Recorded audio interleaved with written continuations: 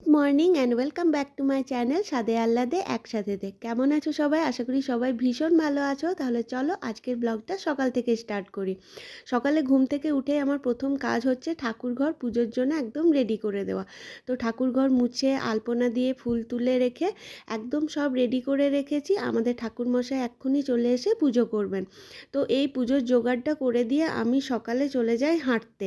কারণ আমাদের বাড়ির পাশেই খুব সুন্দর এই জঙ্গলের রাস্তাটা আছে, যেটা দিয়ে হাঁটতে অসাধারণ লাগে। তো আজকে হাঁটতে হাঁটতে একদম পাশের গ্রামেই চলে এসেছি। এখানে খুব বড় করে কালী পুজো হয়। তো কালী পুজোর সময় আমাদের আসা হয়নি, তাই এখন চলে এসেছি মাকে প্রণাম করতে। তো এই দেখো, এটাই হচ্ছে কালী মন্দির। এখানে ঠাকুর প্রণাম করে আবার আমরা ফিরে বাড়িতে চলে এলাম। তো এসেই দেখো এখানে রান্না বসিয়েছি, বাঁধাকপি আলু পোস্ত বানাচ্ছি, আর এই ছানা করে রেখেছি, ছানার ডালনা হবে, আর কাঁচকলা সেদ্ধ এইসব হবে।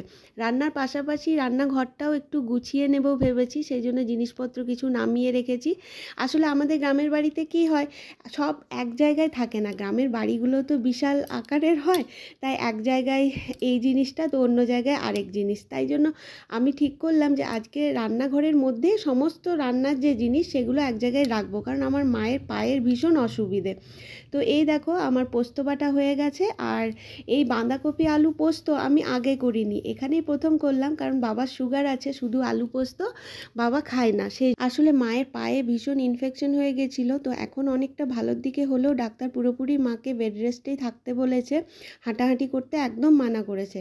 এদিকে আবার আজকে ছিল উত্থনের পুজো, তাই আমরা চলে এসেছি আমাদের দুর্গা মন্দিরে পুজো দেখতে। আগে আমাদের বাড়িতেও এই পুজো হতো, এখন দুর্গা মন্দিরে সবার সাথে একসাথেই হয়।